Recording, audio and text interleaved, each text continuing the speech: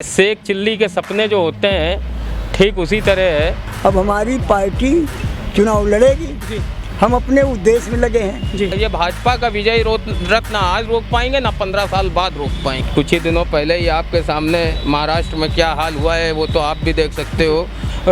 एक विद्वान को हराने के लिए सभी मूर्ख एक हो गए। ये क्या हमारे साथ लड़ेंगे। और फिर सबसे बड़ी चीज़ है खिसियानी बिल्ली खम्बा नोचे। 80 क्या ये 8 भी जीत लें तो बहुत बड़ी बात जी। जो गलत करता है उसको उसी भाषा में जवाब दिया जाएगा जी। और आने वाले समय में देश के प्रत्येक राज्य में केवल और केवल कमल ही कमल होगा और कुछ नहीं होगा जी। नमस्कार, मैं समीर अहमद हाशमी और आप देख रहे हैं उत्कर्ष पत्रिका। इस वक्त हम मौजूद हैं भाजपा कार्यालय पर और हमारे साथ बातचीत करने के लिए इस वक्त दिवाकर प्रताप सिंह जी मौजूद हैं, महानगर सोशल मीडिया प्रभारी किसान मोर्चा। सर, लगातार जो मोदी सरकार के 9 साल के कार्यकाल पूरे हो चुके हैं और बीजेपी की तरफ से ये कहा गया है कि चाहे मंत्री हों, विधायक हों, आप जनता के बीच में जाइए और जो हमारी जनता की स्कीमें हैं उसको जनता तक पहुँचाइए। इस पर क्या कहना चाहेंगे? देखिए, भाजपा हमारी भारतीय जनता पार्टी की शुरुआत भारतीय जनसंघ से हुई थी और भारतीय जनसंघ जब से हमारी पार्टी की शुरुआत हुई, स्थापना हुई, हमारी पार्टी का प्रमुख लक्ष्य ही समाज के प्रत्येक के वर्ग, समाज के अंतिम छोर तक बैठे हुए व्यक्ति तक पहुंचना ही हमारा प्रमुख लक्ष्य है जी। हमारे जो पार्टी के संस्थापक हैं परम आदरणीय दीनदयाल उपाध्याय जी, श्यामा प्रसाद मुखर्जी, परम आदरणीय अटल बिहारी वाजपेयी जी, इन लोगों का प्रमुख उद्देश्य, इन लोगों ने अंत्योदय लक्ष्य रखा था। अंत्योदय का अर्थ होता है समाज के प्रत्येक ज़रूरतमंद व्यक्ति तक पहुंचना। आज आप देख सकते हो कि कहीं ना कहीं हमारी पार्टी को 10 साल पूरे होने को हैं। हमारी पार्टी ने समाज के अंतिम छोर तक बैठे हुए प्रत्येक व्यक्ति के आर्थिक, शारीरिक, मानसिक, शैक्षिक और हर प्रकार की चिंता करते हुए हर तरह की योजना लाने का पूरा प्रयास किया है। और हमारी पार्टी कहीं ना कहीं पहले की पार्टियों में आप देखते होंगे कि कोई भी योजना आती थी उनके अपने नाम पे आती थी। जैसे जवाहरलाल नेहरू के नाम पर कई योजनाएं थीं, इंदिरा गांधी जी के नाम पर कई योजनाएं थीं। उनका केवल उद्देश्य होता था अपने नाम को चमकाने का। उनका उद्देश्य होता था अपने नाम को चमकाने का। परंतु हमारी पार्टी का उद्देश्य है समाज के प्रत्येक व्यक्ति को लाभ पहुंचाना, समाज के प्रत्येक व्यक्ति के विषय में सोचना और समाज का पूर्ण रूप से विकास करना। ये एक भारतीय जनता पार्टी का प्रमुख लक्ष्य है। इसीलिए हमारी 10 साल पूरे होने को हैं। हमारी पार्टी द्वारा जितनी भी योजनाएं लाई गई हैं, किसी भी योजना में आप माननीय मोदी जी का नाम कहीं भी नहीं पाएंगे। हर जगह हर योजना का नाम प्रधानमंत्री करके शुरू होता है, चाहे वो प्रधानमंत्री आरोग्य योजना हो, चाहे वो प्रधानमंत्री समृद्धि योजना हो, चाहे वो प्रधानमंत्री आपकी कोई भी योजना हो, हर योजना का नाम प्रधानमंत्री नाम से ही शुरू है जी। लगातार जैसे आप पीडीए देख सकते हैं, जो एक नया गठबंधन बना है, जिसे आप देख सकते हैं बिहार में लगभग अभी मीटिंग हुई थी, तो उनके तरफ से एनडीए के सामने एक नया गठबंधन खड़ा किया जा रहा है पीडीए। कितना चुनौतीपूर्ण होगा एनडीए के सामने पीडीए? देखिए, क्या चुनौतीपूर्ण होगा वो तो कुछ पता नहीं चलता है। अभी कुछ ही दिनों पहले ही आपके सामने महाराष्ट्र में क्या हाल हुआ है वो तो आप भी देख सकते हो कि जिसमें एनसीपी के कई विधायक टूट करके हमारी पार्टी में शामिल हो गए। ये क्या हमारे साथ लड़ेंगे। और फिर सबसे बड़ी चीज़ है खिसियानी बिल्ली खम्बा नोचे। जब कोई किसी की बराबरी नहीं कर पाता है तो वो छोटे छोटे लोगों को मिला करके किसी व्यक्ति से लड़ने की कोशिश करता है, जो कि असंभव ही प्रयास है। उसमें संभवता हो कुछ नहीं सकता है। रीज़न ये है कि कहा जाता है कि एक विद्वान को हराने के लिए सभी मूर्ख एक हो गए। तो सभी मूर्ख एक हो जाने से किसी विद्वान को हराया नहीं जा सकता है। आप कोई कुछ, ये चाहे जितना भी एक हो जाएं, इनमें एकता नाम की चीज़ नहीं है। पहले बात तो हर आदमी एक अलग अलग भागता है। ये चाहे जितना भी एक हो जाएं, ये भाजपा का विजयी रथ रोक नहीं सकते, असंभव है जी। जैसे कि आपने महाराष्ट्र का जिक्र किया, समाजवादी पार्टी की तरफ से आरोप लगाया जाता है कि ये विधायकों को तोड़ देते हैं और जहां नहीं जीत पाते हैं वहां पर ये खुद जीत जाते हैं और 2024 में जनता इनसे बहुत ज़्यादा त्रस्त है। तो इस बार महागठबंधन की ही सरकार बनेगी जी। ये शेख चिल्ली के सपने जो होते हैं ठीक उसी तरह है। इसमें इन लोगों से जब अकेले कुछ नहीं हो पाया, जब अकेले समाज के लिए कुछ नहीं कर पाए, तो ये जितने भी थाली के बैगन थे सब एक होने को चले हैं, और ये एक हो भी जाएंगे तो कुछ नहीं कर पाएंगे, क्योंकि सोच सबकी एक ही जैसी है।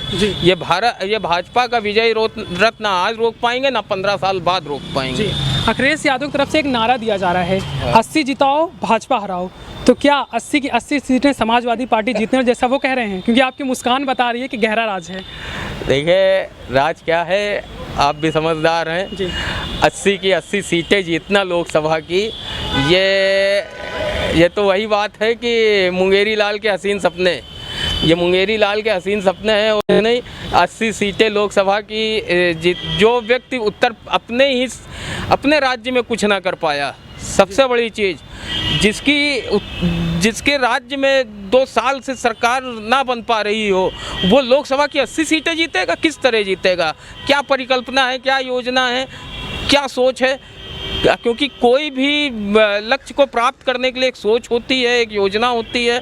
अगर कोई लक्ष्य नहीं है, कोई सोच नहीं है, कोई योजना नहीं है, तो ये 80 क्या, ये 8 भी जीत लें तो बहुत बड़ी बात है जी। एक आरोप लगता है यूपी प्रशासन और यूपी सरकार के ऊपर कि ये बुलडोजर की राजनीति करते हैं, ठोकों की राजनीति करते हैं, और समाजवादी पार्टी बड़ी चिंतित है कि आप बुलडोजर क्यों चढ़ाते हैं, कानून का सहारा क्यों नहीं लेते हैं? इस पर क्या कहेंगे आप? ये देखिए वही है कि जब सरकार बनी थी हमारी अपनी भाजपा की, जब सरकार बनी थी 2017 में, तब योगी जी ने कहा था कि व्यक्ति चाहे कोई भी हो, चाहे जिस धर्म का हो, चाहे जिस समुदाय का हो, चाहे जिस संप्रदाय का हो, जो गलत करता है उसको उसी भाषा में जवाब दिया जाएगा जी। तो ये आज से नहीं है, कहीं ना कहीं पिछली सरकारें जिन माफियाओं को पालती आ रही थी, जिनका पोषण करती आ रही थी, उनका नाम मिटाने का, उनको समाज से हटाने का प्रयास और पूर्ण रूप से कार्य किया है तो भाजपा ने किया है। आप देख सकते हैं अतीक अहमद हो, आपके मुख्तार अंसारी हो, ये सब ऐसे नाम हैं जिनको समाजवादी पार्टी ने सांसद बनाया, राजनीतिक ताकत प्रदान की, आर्थिक सहायता प्रदान की, तभी ये कहीं ना कहीं मजबूत थे और समाज का शोषण कर रहे थे। जो चिंता पिछली सरकारों को करनी थी, वो चिंता हमारे योगी महाराज जी ने की है। हमारे महाराज जी ने समाज के उस प्रत्येक लक्ष्य को, प्रत्येक व्यक्ति को सुरक्षा प्रदान की है, जिनको ये अभी तक अपने झूठे भय में रखते थे, चाहे मुख्तार अंसारी हो, चाहे वो आपके अतीक अहमद हो। जी, एक अंतिम प्रश्न करना चाहेंगे कि ये पहली बार हुआ है जब 2022 में बीजेपी उत्तर प्रदेश में प्रचंड बहुमत के साथ दोबारा सत्ता में आई, उसके बाद चाहे जिला पंचायत का चुनाव हो और नगर पंचायत के चुनाव में 17 की 17 जो नगर निगम है बीजेपी पहली बार, ये कोई ऐसी पार्टी होगी जिसने प्रचंड बहुमत की जीत हासिल की है। तो क्या लगता है कि आने वाले समय में 2024 में भी वही रिजल्ट नज़र आएगा सामने? देखिए, रीज़न ये है कि वो कहा गया है कि वीर तू बढ़े चल, धीर तू बढ़े चल, और मतलब जब कोई व्यक्ति सत्य के रास्ते पे होता है, धर्म के रास्ते पे होता है और निडर हो करके आगे बढ़ता है, तो उसका रास्ता कोई रोक नहीं पाता है, वो चाहे कोई भी हो।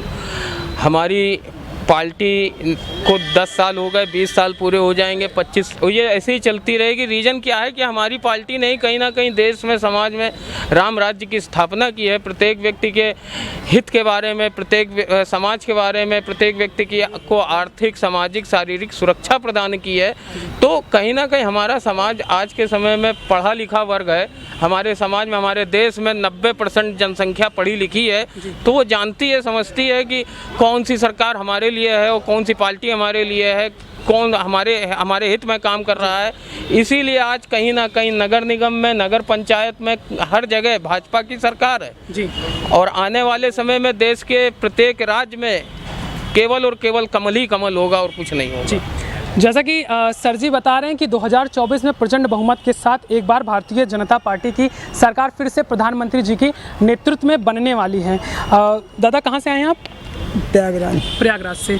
आपने एक पर्चा दिया है, इसमें लिखा है भारतीय कामगार पार्टी। क्या लक्ष्य है, किस उद्देश्य से आप भारतीय जनता पार्टी के कार्यालय में आए हैं? हमारे साथी थे जी, लक्ष्मण सिंह जी, पुराने मित्र हैं और मैं पार्टी चलाता हूँ जी तो अब उनसे मिलने चले आए थे। जी अब हमारी पार्टी चुनाव लड़ेगी, जी हम अपने उद्देश्य में लगे हैं। जी कल क्या होगा, कल के बारे में मैं क्या बताऊं। जी हाँ, 24 में हर आदमी अपने उद्देश्य जी से चुनाव लड़ेगा। हम भी कागजात 10 कैंडिडेट लड़ाने के उद्देश्य में हैं। जी तो अब उस समय की परिस्थितियाँ क्या होगी जी